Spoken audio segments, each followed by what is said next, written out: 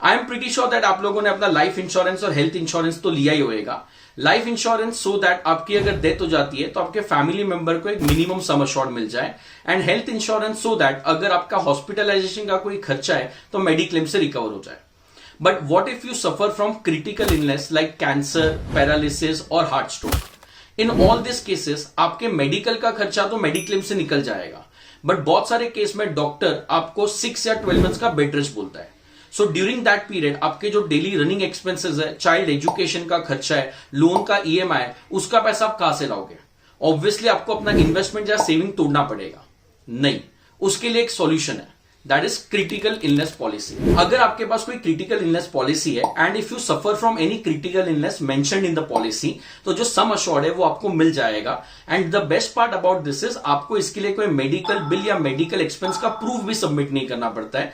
आपको सिर्फ अपने डायग्नोसिस रिपोर्ट सबमिट करनी है and you will get the claim.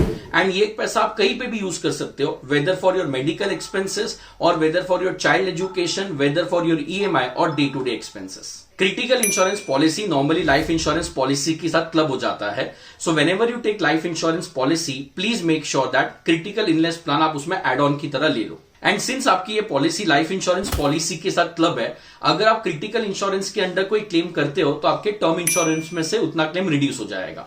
For example, अगर आपका टर्म इंश्योरेंस 1 करोड़ 50 लाख का था और क्रिटिकल में अगर आपने 10 लाख क्लेम कर दिया है, then term insurance becomes 1 crore 40 lakh. Do remember that आप पॉलिसी के टर्म्स एंड कंडीशंस बराबर से रीड करो, and you should also know कि कौन से इलनेस क्रिटिकल में कवर्ड है और कौन से क्रिटिकल में कवर्ड नहीं है। सिमिलरली कुछ क्रिटिकल इलनेसेस लाइक एंजियोप्लास्टी के लिए फुल सम अश्योर्ड आपको रिसीव नहीं होता है, so you should be aware about the same. Also ये पॉलिसी सबको लेने की जरूरत नहीं है। ये पॉलिसी नॉर्मली उसको लेना चाहिए जिसके ऊपर पूरी फैमिली डिपेंडेंट है। So choose your insurance policy wisely, and please remember insurance को एक इंश्योरेंस की तरह ही ट्रीट करना चाहिए, ना कि इन्वेस्टमेंट्स की तरह।